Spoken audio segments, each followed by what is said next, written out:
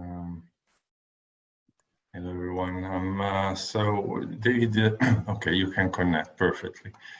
So hi everyone, welcome to this new webinar with David Davis today, and we're ready for exploring this secret part of Ida Rolf's. How do you say, David? Is it a secret aspect? Is a not well known aspect, but it's not secret about her pendulum in the handbag? What would you say? Yeah, more accurately, I would say that her more esoteric aspects of how she came about developing herself as well as the work seem to have fallen way into the background. And so I just want to talk a little bit about her, shall we say, nonlinear life and some of the extraordinary teachers that she lived and worked with, extraordinary people in her time, and they all had profound effect on her, and therefore the work. I'll leave you the word, the microphone immediately. I just want to say hello to everyone that is here. So I see Fulvio, Mike, Clara, a lot of people. So as usual, there will be a part with question and answers. So you're free to write them in the chat or in the question and answer button. And here we go with David. Okay. Okay, morning everyone. This has been a very interesting journey for me about Dr. Rolf, and as well my own journey. As some of you know, my mother died recently, and so I wasn't able to do the talk last week. And so my research on Dr. Rolf has been sporadic and split up a little bit. I'm still looking for Dr. Rolf's handbag, but I have found a pretty interesting container for where she came from. And Dario and I were talking just before this that yeah, she used to carry a handbag now and then. At the annual meetings I would see that, but when she was at class I don't remember anything about her having a handbag handy. Anyway, Dr. Rolf graduated from Bernard College with a Bachelor of Science in 1917, and because it was World War I, she got an extraordinary opportunity to get paid while she worked on her PhD in biochemistry by the Rockefeller Institute. So she was in New York, and during that time she took up yoga, and she worked with a guy named Pierre Bernard, and Pierre Bernard was a really interesting character. He was known as the Great or the Magnificent and he was an interesting yogi. He was the first American yogi in a sense, and he was a tantric teacher as well, and he assembled an extraordinary array of people. Now he was able to do. He had the interesting feat that made him famous actually was took place in San Francisco back in like 1906, something like that. And he went into a trance state, and he allowed a doctor to sew his lips together without reacting. So he really was able to go into some interesting, unusual states of consciousness. And so he moved around the West Coast, never found any foundation there. And then he eventually moved to New York City. And in New York City, he actually assembled most of the rich and famous of the Eastern Seaboard. He developed a park. He had a 200-acre estate up in Nyack, New York, and he would have people go there all of the time. Dr. Rolf was one of those people who would go there on a regular basis and study yoga. And one of the things that she got from the yoga was that the tissue could lengthen, and lengthening the tissue was very important to her. And so in her ongoing practice with yoga, as well as the studies into, I'll say, Hindu mysticism, probably, she was well on her way. And she worked at the Rockefeller Institute until about 1925. Somewhere in the mid 1920s, her father died, and she took a hiatus from the Rockefeller Institute, and she went to Zurich to study atomic physics. Most of the material says she studied physics, but she could have studied physics in New York. But Emmett said that she studied atomic physics. So we don't know if she ever met somebody like Albert Einstein or someone like that, but she certainly worked with the early people in atomic physics for a while. While there, she also studied homeopathy because of her own health issues. She used to travel on the weekends to Geneva and study homeopathy, as well as get regular treatment, which addressed some of her deeper issues. And so she was on her way to studying non-allopathic possibilities for health and healing. So cut to, from there, she got married. She had a couple of sons, and she was able to have enough money to be able to, as she said, live comfortably but not exorbitantly. And so she always had an inquisitive mind. She did study some chiropractic in the 1930s, and she was able to move from there to other things. In the 1940s, mid-1940s, she met Amy Cochrane, and she was able to... Just a second. There is some, like some other voices passing through. I don't know if, do you have sound in the background, or is it... Long story, but a guy came to fix Lorraine's computer. They're downstairs. Never mind. So if we hear something, is that. So guys, I think we can cope with that. So just go on. Yeah. It's just very background, and I was wondering what was that. Well, it's interesting because I'm hearing that and trying to remember what I'm talking about. So look, can I show you this also? It's like why you talking about. I got this book, The Great Whom, and so I have to confess I bought it, but I've never read it. But the reason why I bought it was because supposedly it's talking also about Ida Rolf, but I haven't had the chance so far to read it through. But when you said talk about this person, I thought, oh, I think I have this book. He was incredibly famous in his time, and the rich and famous of the Eastern Seaboard used to go to him for retreats and one thing and another, and he had regular events taking place at his Nyack Center. He also was an interesting guy because one of the things I read said that he was the great yogapreneur. He was entrepreneurial as well. And he was the president of a bank, and he was involved in like 28 businesses and all kinds of stuff. So he was an interesting character in his time, and he, because of his tantric work, he got into some disrepute, but he still was. He continued with the yoga. Hatha yoga. And the Hatha yoga was a really important part of Dr. Rolf's evolution, if you will, in learning about lengthening tissue. During World War II, in the middle 40s, 1943-ish, she met Amy Cochrane, who was an osteopath from California. She used to travel to New York and work, and Dr. Rolf got some work from her, and so she was so taken with that body of work that she actually got, and gas was rationed in those days.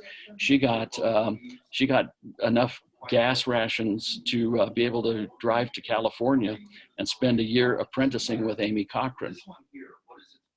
And then she came back to New York after about a year, and the war was just winding down. So she started then to work on people on a regular basis. She was already working on people, but she had a different entree into getting into people's bodies.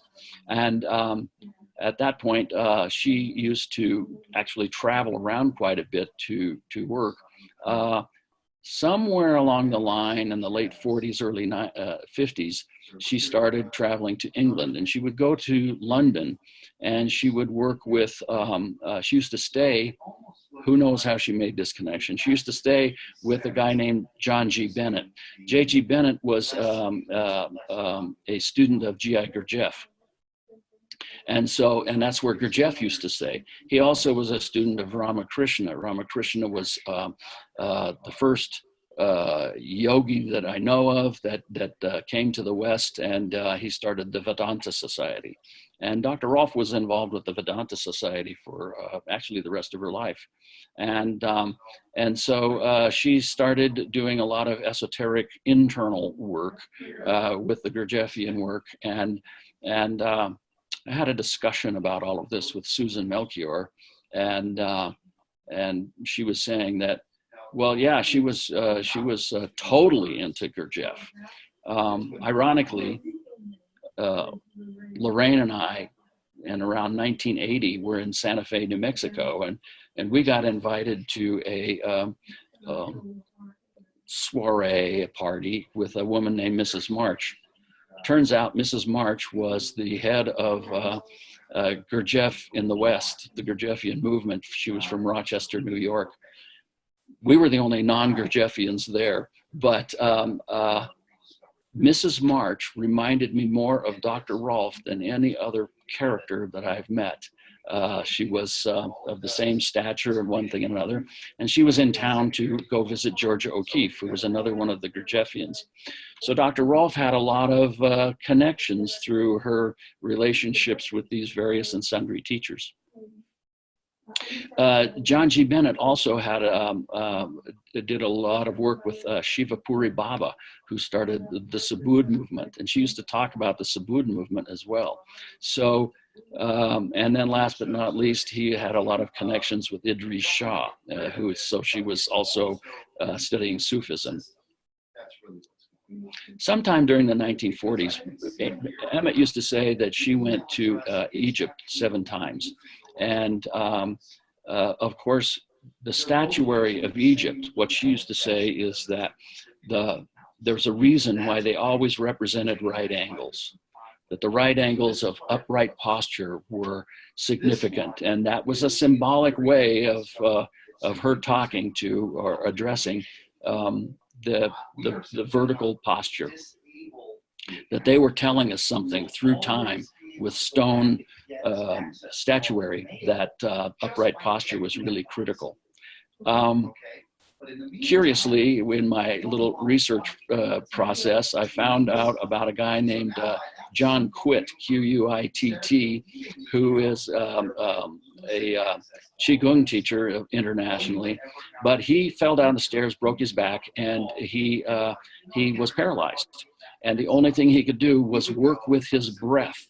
And eventually he started getting movement in his spine, and then eventually movement in his appendages, and one thing and another. And Quitt started having images of and dreams about Egyptian statuary. And he started, he's actually, when he was able to get back on his feet, he started assuming some of the postures of the statues as Qigong type postures. So he started getting into the energetics of the postures of right angles to the earth. So he's a recent phenomena, but it's an interesting projection on what was coming from the Egyptians. One of the other interesting characters in Egypt that I think Dr. Rolf met was a guy named R.A. Schwaller de Lubix. Schwaller de Lubix was an alchemist, and he was a notable mathematician. And he lived in Luxor, Egypt for 15 years. And he was looking at the Temple of Luxor, which is also known as the Temple of Man. And there he discovered that that temple reflected the resonant qualities in the human being. And the temple was made to start to metaphorically resonate with deeper qualities inside of the people who were in there. And actually, when I first got into the work, one of the recommended readings was his book on the Temple of Man. So R.A. Schwaller de Lubic's. One of the other books that was recommended was Handbag, Egyptian Initiate, which was written by his wife, Isha Schwaller de Lubic's. And it was about a past life recollection, if you will, of her time in Egypt as an Egyptian initiate. And then last but not least, there was another book that was on the recommended list by Elizabeth Hayes, which was called Initiation, yoga teacher who also had a connection with a past life in Egypt. So the Egyptian phenomena, and I think that she probably got into Egyptian mysticism somewhere along the line, because you can't spend 7 trips in Egypt. David said that she went in Egypt during the 7th time, but do you know which years? Was it during the 40s or possibly the late 40s, but probably the 50s, probably late 40s and 50s. It had to be after the war, right? Okay. But Schwaller de Lubic was still at Luxor until 1952. So the odds of them running in together to one another are huge. And the fact that his books were recommended reading says something. So, you know, it's part of the obscure connections that seem to come along with, do you think is it possible to ask Lorraine to lower because they keep complaining a little bit for the background noises. It's hard to. I'm on it. So sorry, guys. Excuse me. So I'll keep asking then. I see there is a question from David about these health issues, and actually it's true, we never know exactly what these health issues are. So I'll ask David if you can help us with that.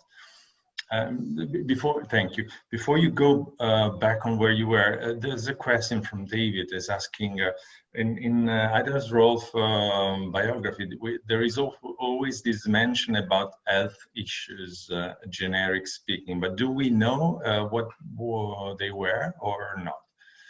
What were? The health issues that are you also mentioned some health issues why she started the homeopathic treatment, for example, I think.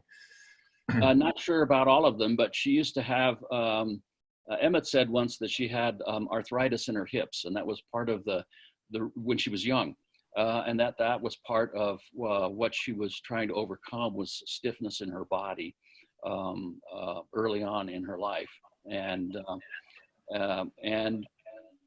Emmett also said that her legs were very limber right up into her late 70s. So that was a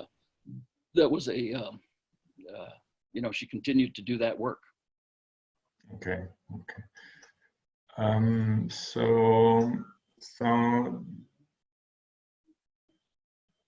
Okay, I think we can go on. Sorry for the interruption. I think the audio is better now.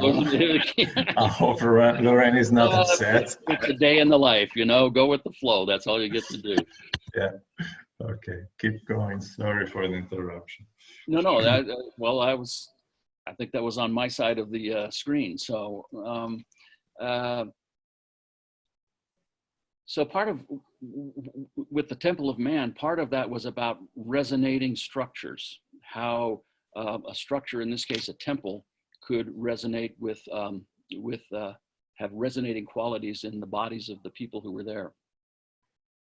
But also, you know, there's a resonating quality that takes place in the body by coming into verticality with the planet. So it's, I think, very important to remember that that once we come into alignment, that something extraordinary happens, something different happens. And, you know, all of us who are practitioners are testimonials to that. Along those lines, there's a quote from John Lodge, and he said that Dr. Rolf used to say, "You don't understand what I'm talking to you about. You think that's about palliation of symptoms, but it's not. It's about becoming or making a better human being," which was also one of the principles for her from the yoga. So that was an abiding theme for her over the years. And I've talked to a bunch of people. One of the people that I got back in contact with was my original Rolfer, Don Hanlon Johnson. And a little quote from him. He said, "I think she embodied a tension that many of us have struggled with between the brilliance of the biological sciences and the vast treasure of art, philosophy, and spiritualities. Because we were so committed to the bodily being, we understandably followed Ida's brilliance in relieving the pains of everyday life. That in itself was such a gift that it easily drew more attention than the more subtle states that her work evoked: compassion, love, caring, and a feel for the vastness of being. She lamented, 'You misunderstand my work. It's not about relieving pain, but creating a new kind of human being.' Well, we're still the experiment that she initiated along the lines. And so that part of the work has fallen into the background, I think, over the palliation of symptoms. And yet each one of us, as we come online, if you will, as we come into our bodies more healthfully, and that's part of what this work does, it clears the channels for us to be able to feel more present in the body. One of the things about the line that's interesting to me is that some of you may know that my wife is Native American, and we do a lot with Native peoples. And the Native people talk about the seventh direction. There's the above, the below, the east, the west, the north, and the south. And we're the seventh direction. We're the direction in the center of the universe. And so the line at one level brings us back into center with relationship, not just with ourselves, but with the larger relationship with the planet, the earth and the moon, that combination, the earth and the sun. And we get to, start to find our place in the universe. And we get to ask questions about, what is life? Who am I? Where do I come from? Where am I going? So these are questions that used to be in part of the background of Dr. Rolf's presentation. Do you think that the seventh direction could be somehow overlappable with, because the other opposite for either Rolf was teaching was also inner and out, so the inner space and the outer space. So the sleeve and the core, that would be the last polarity. So front to back, top to down, left to right, and then outer and inner parts. Yeah, absolutely. Because Dr. Rolf used to say that the core is the being, and the sleeve is the doing, or if you will, the human. And so the inner and outer qualities of life and this larger journey that we're all involved in. Peter always used to say, what do you think you're doing here? We're involved in life. Life is the river that we're involved in with this body of work. So we spend a little time in the river of life of our clients who come to us. And one of the things that Dr. Rolf used to do was be able to take on the, she used to be able to step into somebody else's reality a little bit. So that was a really important part of her particular process, is to be able to blend, or if you will, meld with another person long enough to resonate with them. So it brings up the possibility, and I think the probability, that part of what we do in this body of work is that as we become a resonating center, that when people who haven't had any of this kind of work come into us, that something starts to resonate within them as well. And that the resonating qualities of this work are the things that bring people forward to a degree in themselves. But it has to do with the subtle energy and changes. One of the other persons I connected with was Rosalind Bruyere. Rosalind was the aura reader in the UCLA study. And one of the things that she noticed was how much the aura changed. But Valerie Hunt, in her book, said that the changes from the Rolf work were remarkable, very important. But the changes in the energetic field of the body was spectacular. And we tend to not think about the energetic field so much while we're going about our business. And I think that's part of what Dr. Rolf was talking about, is seeing is what was happening in people's energetic field as well, not just the structure. So she brought this mystical quality, but everybody that I've spoken to, Don Johnson among others, said that she never used the word spirituality or mysticism in her presentations. She would always talk about the work. And there's a great quote from John Lodge, and basically John said that the job of the work that we're doing, we reach inside of, we reach in through the random confusion of tissue to touch the being. And so whether we're— Can you repeat it? Just say it once more, please. I think I'd like to hear it once more.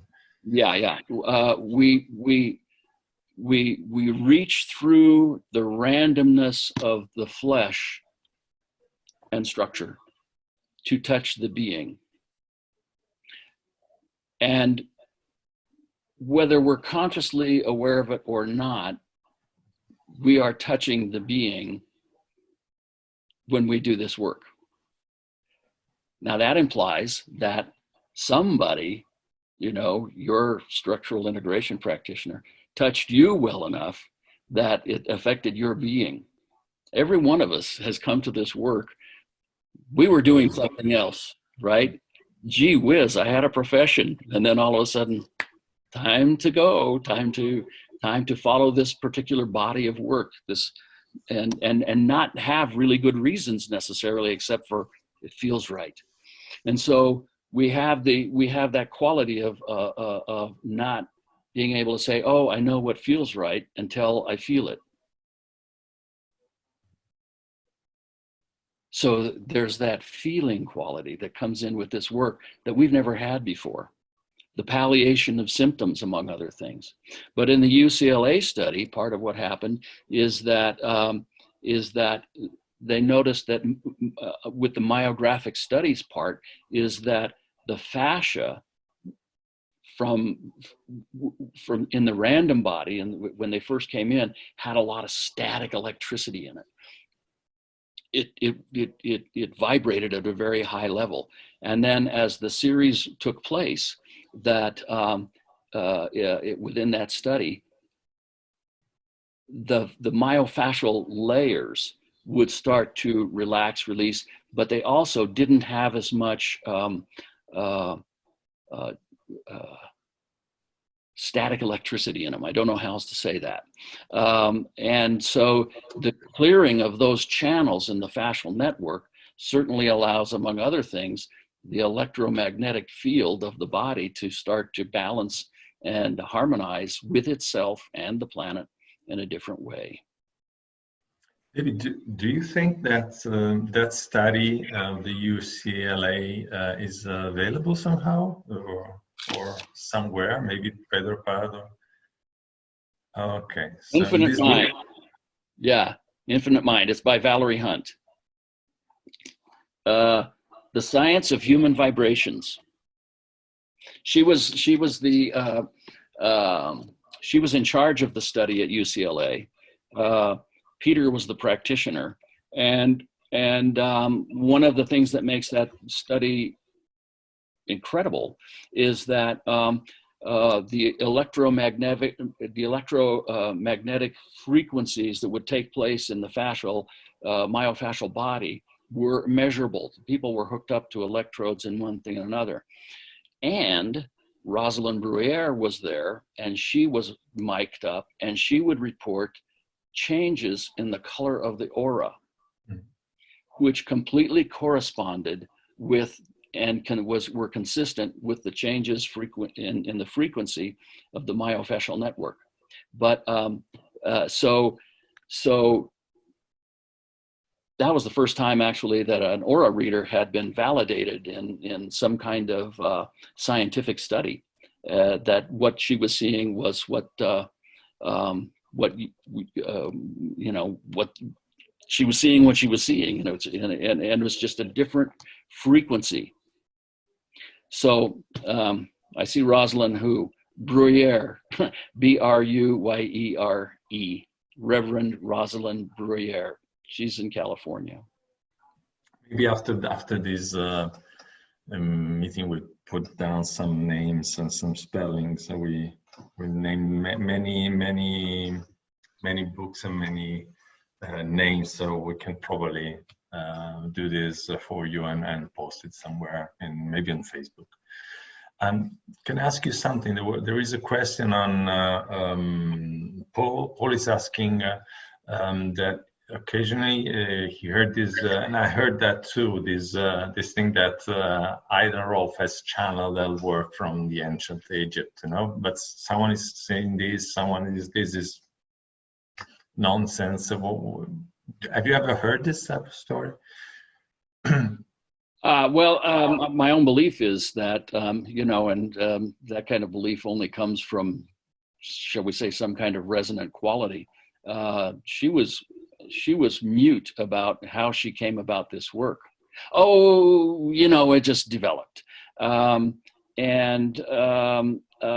She was, but I think that she, at some level, channeled the work. One of the things that, she used to hang out with a guy named Manly P. Hall. Manly P. Hall was a philosopher and a researcher and a spiritualist. And Manly P. Hall did over 7,000 lectures, and he wrote over 150 books. But Emmett used to say when she would come to Los Angeles, she was always over at Manly Hall's place. The other place that she used to hang out a lot with was Wayne Guthrie and Bella Karish. And those were two psychics that she used to go to. In fact, she would rely on them for decision-making. They were the ones who told her that she needed to move from Esalen to Boulder. And so she was certainly completely open to that. I think another quote that's worthwhile here is that she used to say, metaphysics is physics we just don't understand yet. And so that keeps one open to the possibility that there's something more that we don't always understand. And I think what she was saying is that there's an innate intelligence. If we try to fit it all into our left brain in a linear fashion, then it closes off a larger field of perception, let's say. So she was always about greater and greater opening of perception. Rosemary Feitis said that she had the profound ability to integrate and synthesize complex information and make it understandable to people, and that she always would take things one step further. And she was continually growing right up to the very end of her life. Susan Melchior told me an interesting thing in my quest here for how to present this, that in the 1970s, Dr. Rolf was in a movie about psychic surgery. So in the 1970s, psychic surgery was a big thing. In fact, all kinds of Americans, not just Americans, but people from all over the world used to fly to the Philippines to get psychic surgery for removal of tumors and one thing and another. I have no idea what Dr. Rolf went to the psychic healer with. Interestingly, I was in a 6-day workshop with Jan Sultan in 1980 in Santa Fe, New Mexico. And he told us that, by the way, there's a psychic surgeon in Albuquerque right now, and I've gone twice. And he said, it's so interesting. This work is similar to their work. And so as a class, we all went down and went to Reverend Marcos Orbito and had, treatments, which was very interesting and very revealing. We don't open the flesh like they do, but we talk to all the organs. One of the other things that I think is important to note is that the relationship of structure and function. And one of the things that Dr. Rolf said somewhere along the line is that what she was really interested in as the body came online or comes online is the changes in the endocrine system. So that speaks to the pituitary, the pineal gland, and those are all, heavily coded in mystical history, Egyptian as well as, clear back to the Sumerians. So part of what she was interested in is changes in the master glands of the body and how they work and how they resonate with the world around us.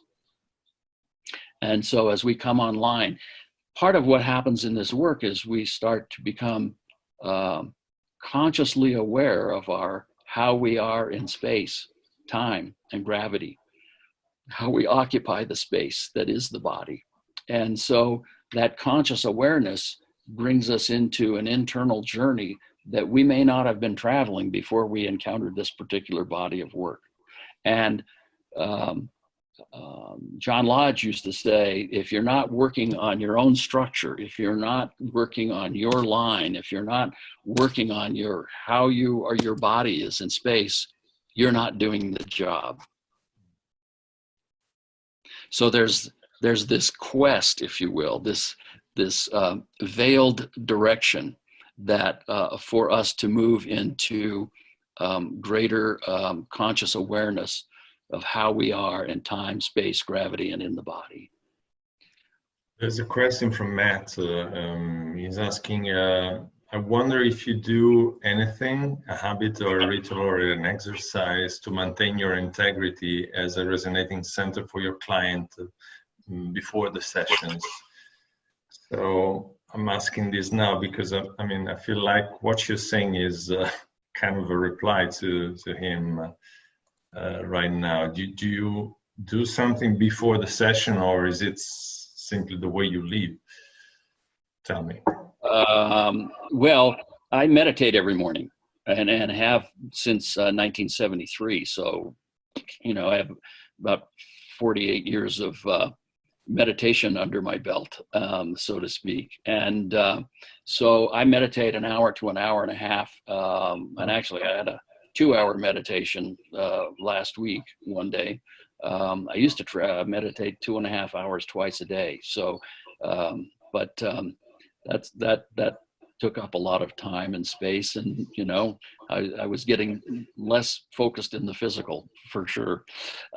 So I start the day like that, and then that is part of the, shall we say, centering practice that I have every day. And it centers me energetically, as well as sitting online. I want to read another interesting quote from somebody else that I touched base with. This is a guy named Will Johnson. Will Johnson was a practitioner when I was a practitioner. He was a practitioner when I audited in 1976. He says, while I took her, Dr. Rolf, as one of my most important teachers in body work, I honestly took her as one of the most important spiritual teachers. He writes books on Buddhism and he has at least 10 or 12 books under his belt. All that I've done in the, I honestly took her, all that I've done in the Buddhist world is to bring her vision of the transformational effects of playing with the dance of upright balance into the meditation cushion. And it was her vision of how upright balancing powerfully catalyzes evolutionary growth. She never used the word spiritual, but alluded to how bringing the body into upright balance and integration would result in a transformation of consciousness. In a truly integrated body, this is a Dr. Rolf quote, in a truly integrated body, breath will cause subtle transmitted motion to every joint in the body. That includes the sutures of the skull and the joints between the small bones of the feet.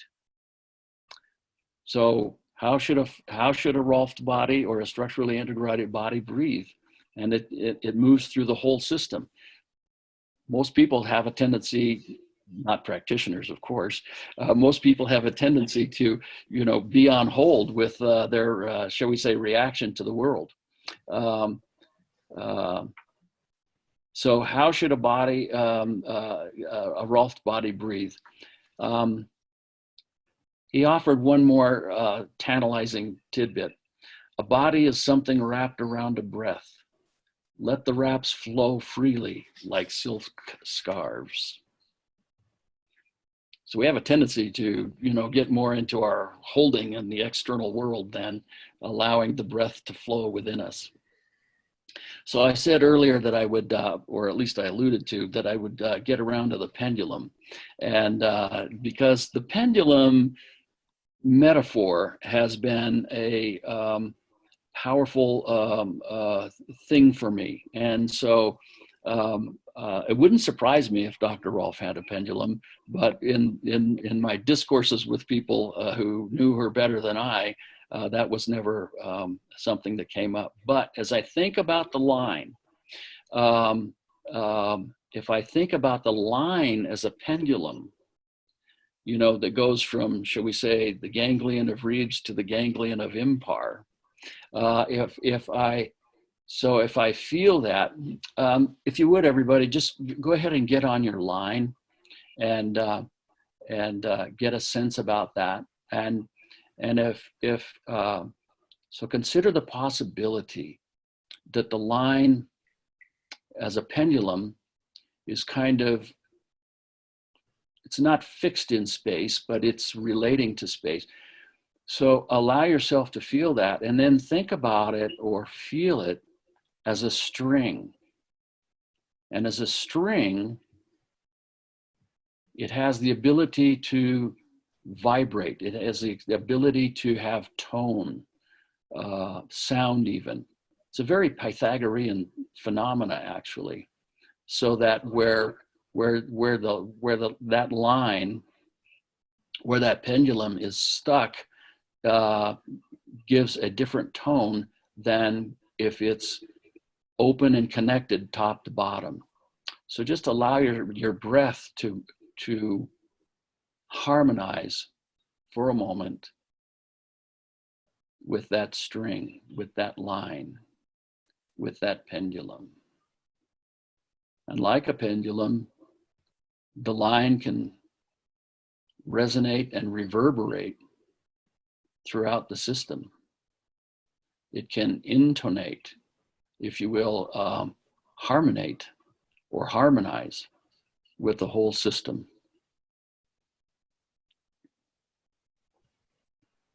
And just notice where your breath holds and doesn't hold. Dr. Rolf used to say that not to control the breath, because controlling the breath affects the endocrine system. So just become a breath for a few minutes around a line.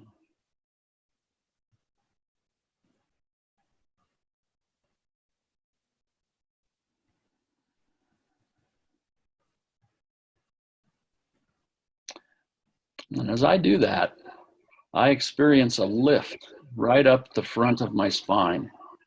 You could call it the anterior longitudinal ligament.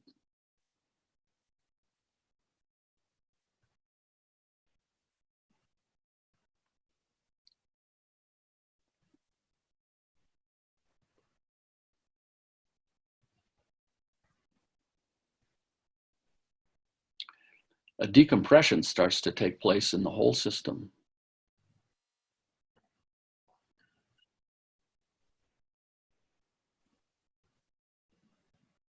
And in that way, we start to float in space a little bit instead of having to hold everything together in order to balance in space. So in answer to the earlier question, this would be a wonderful little practice to do in the morning before you start to work. And maybe you can streamline it so that you can center before you start your practice, your business of the day.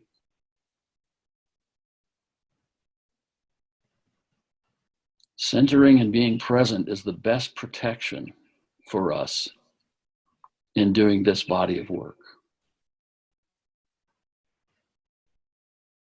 So the practice of finding center and being present is a quality that we don't see in the world very much.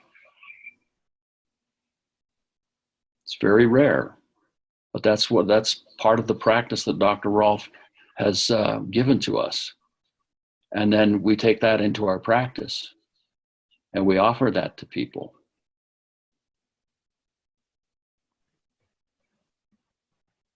One of the things that Valerie Hunt said in her book is that the fascia starts to vibrate before we ever touch somebody, because there's a field, something happens between fields. As our fields start to come together in doing a session, that the fascia is already starting to vibrate as our field penetrates our client's field.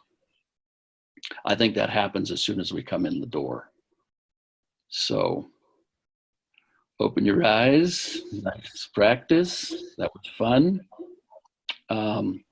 Any questions or answers?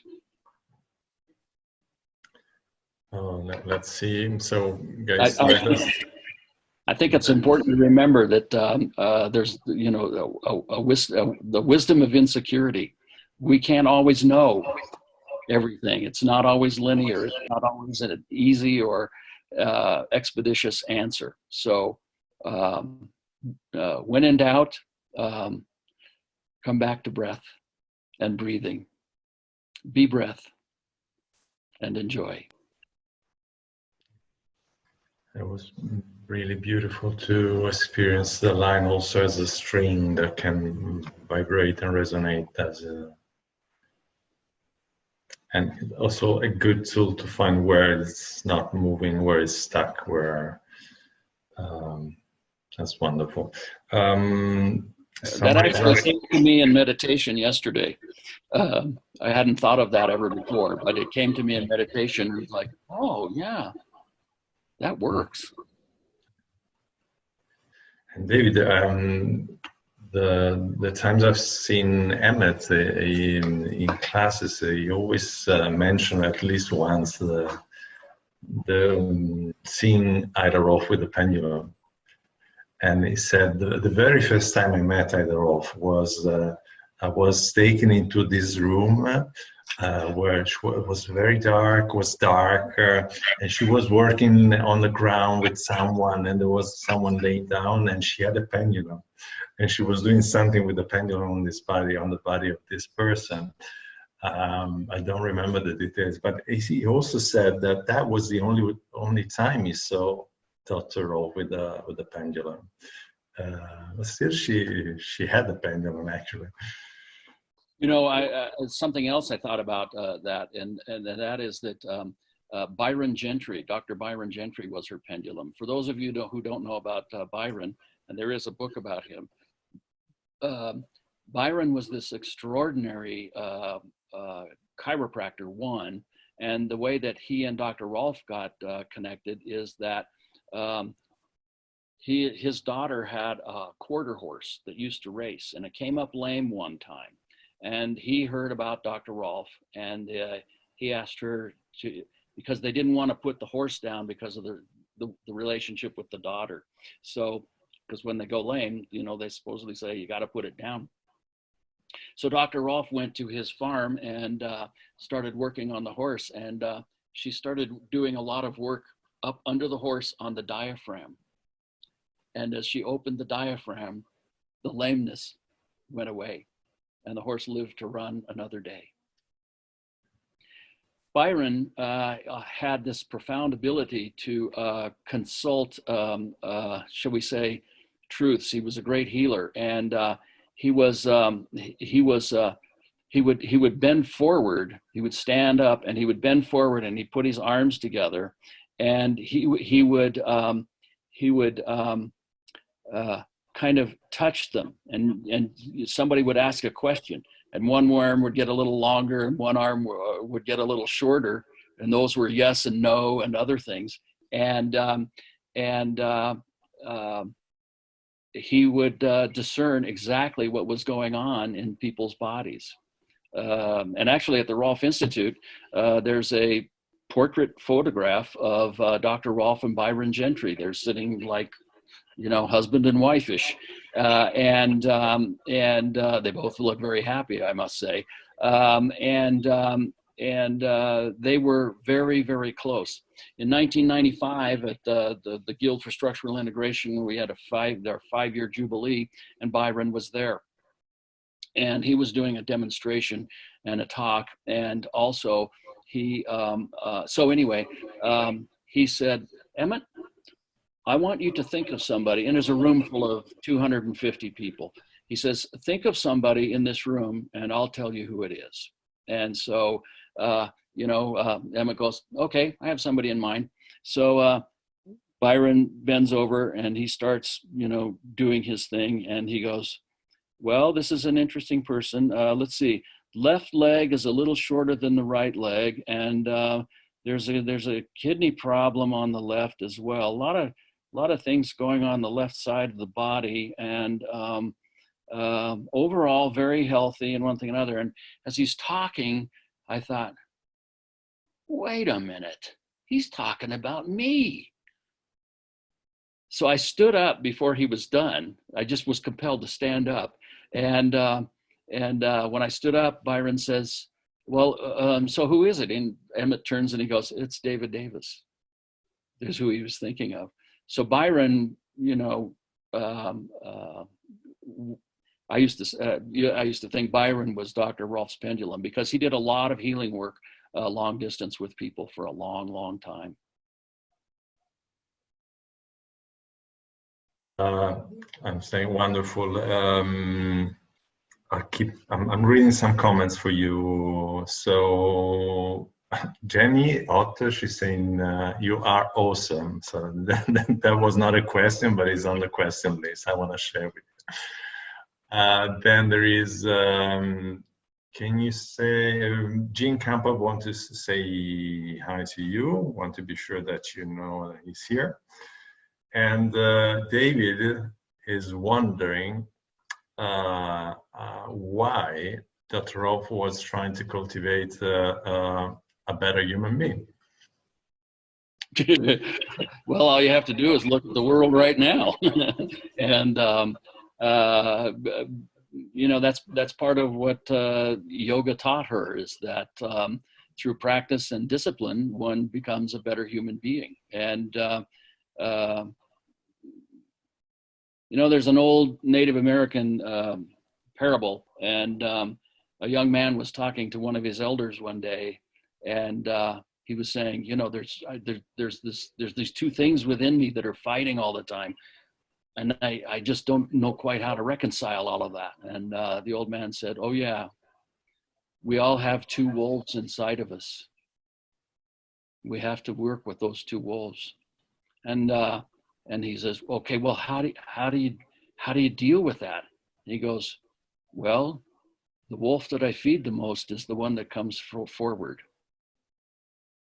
So the dance of becoming a better human being is something that we all are involved in here. You know, one of the other things that Dr. Rolf said is that by doing this work, we change our own karma. There's an interesting thought. Last, worth reminding that last chapter in Dr. Adele's Rolf book is quite must be read over and over, and says something also about this topic, about becoming a better person and why. You know, she used to say that this is a work of personal evolution, and that we're educators more than manipulators. So we become guides, you know, somebody guided us in a way to get into this work, and we become guides for the people who come to us. Then there is a question on someone that wants to know more about John Lodge. So I'm not going to anticipate anything, but something about John Lodge is going to happen. And I want to let you know that we will share this something. And I want to thank personally also Margaret that I met in my auditing class. And you will know more about this in the future. I would just like to say that John Lodge did the illustrations for Dr. Rolf's book. She wanted anatomical illustrations that simply were not available in the day. And John came forward John was a Renaissance man. He was an actor, he was an artist, and he was a practitioner. He taught the work during the 1980s. And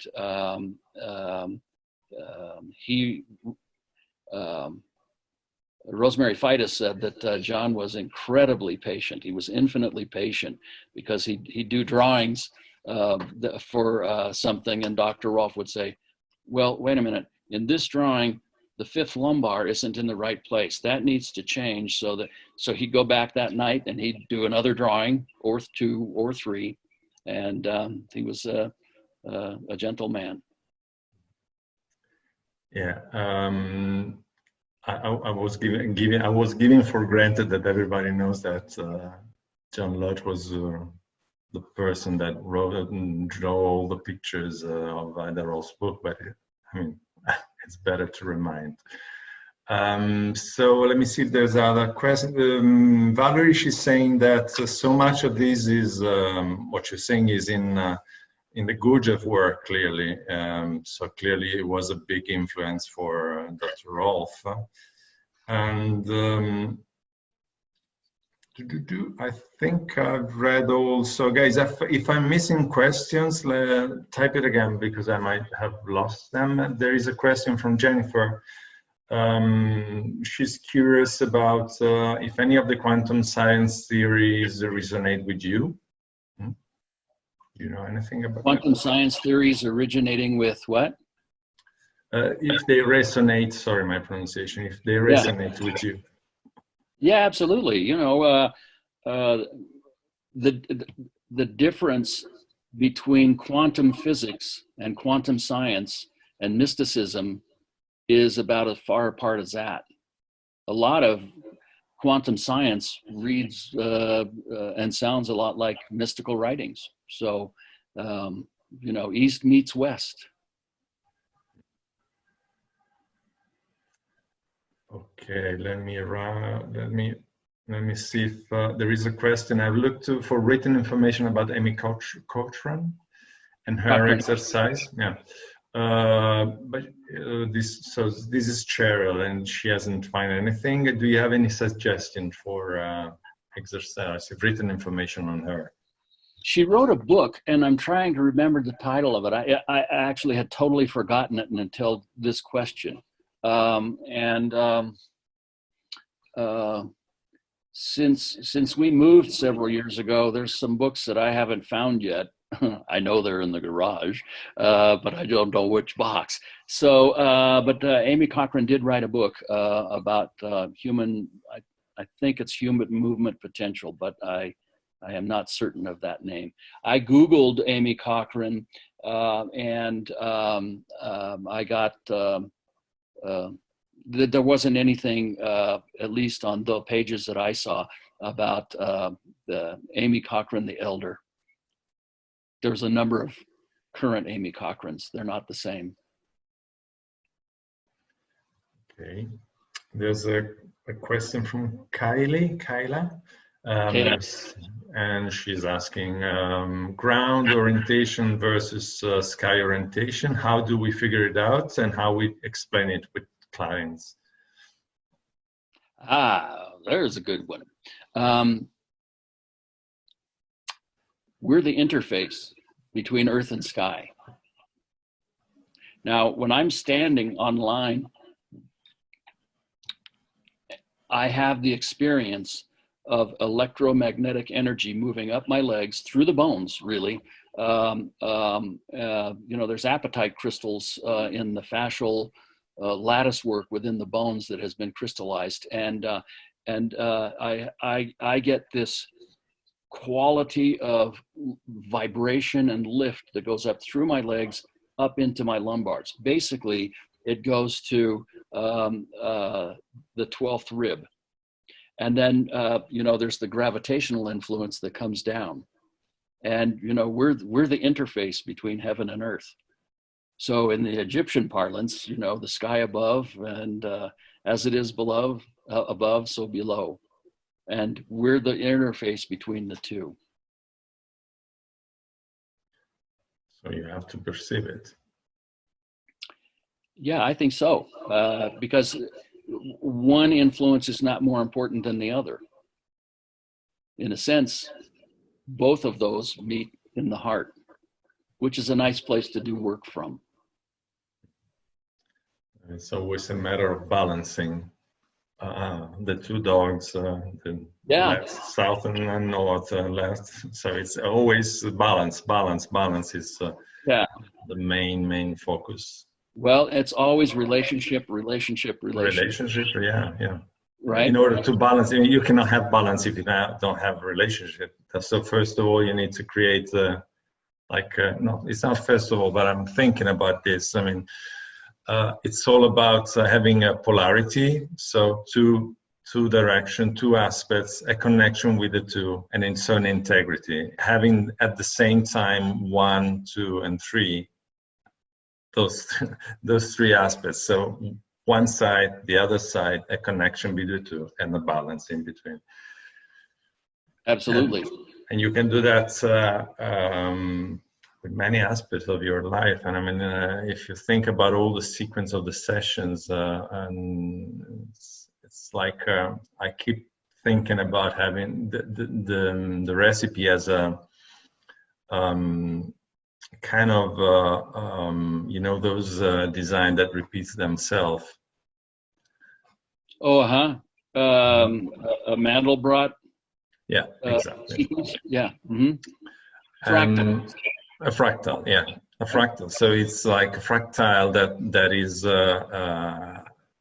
it's repeating itself within the session, within a portion of the recipe, within the body, within the whole thing. And well, sorry for this interruption, but I don't think that's an interruption. You know, that's online. That's on purpose. Okay, guys, I think we read all the questions. David, how about do you think we have done? We have covered what we wanted to cover. Is there any question, any things you want to say before we wind this till the end?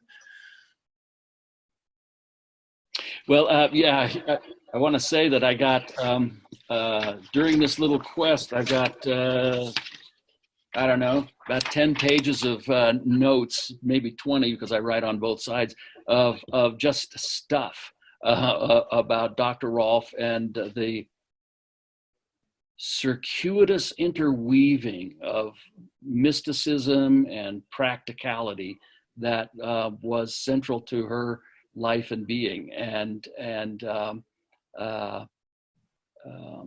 It's interesting. It's launched me into a very interesting space. So there may be an article or something that comes out of this, because it's been a lot of fun. And because of my situation in the last several weeks, it's been kind of, I get into this, and then something else comes up around my mom, and one thing and another, and so it's been a staggered half-stepping process, but more to come. Well, so I'm replying to Matt that David was supposed to come in Europe for at least a couple of workshops, but these are, of course, needs to be. That would have been in May. Yeah, late we May. need to plan them again. So look for European Guild website. Is the address is. rolfguild.eu, and check and subscribe the mailing list so you will have all the updates. I want to share another piece of information before we close this. It's this one. First of all, next week we're gonna have let's start from the beginning. This one. Is it moving? No. So next week we're gonna have Neil Powers. Is gonna be with us with this Embracing the Mystery. Sorry, there's something wrong in this. I got this wrong. Okay. Hold on just a second. So Neil Powers is gonna be on Tuesday with Embracing the Mystery, lesson learned from our collective journey into the understanding the structure and the function of human form. So I think this is going to be a wonderful conclusion of our journey of 10 workshops, webinar with you, and then as a top up of these webinars, we're going to have a roundtable with all our faculties, so Neil C, David, Neil, Fulvio, Bert, and Alesh. So we're gonna collect questions and answers from you. All the link for subscribing to these webinars, you're going to receive tomorrow with an email, or you will see it on Facebook. Posted on Facebook page. We'd like you to send us questions for this roundtable, please. And again, let me remind you that we're gonna have this huge event in Prague next year, and it's gonna be wonderful. So we have already, we are shaping the format. It's going to be webinar, not webinars, it's gonna be workshops on the recipe, discussion, lecture, experiential movements. So there's going to be a lot of things, and we encourage you to be with us and start penciling out these days for you. Okay, here. Thank you again. Thank you, David. Thank you. Thank you, guys. Thank you all. Bye. Bye-bye. Bye.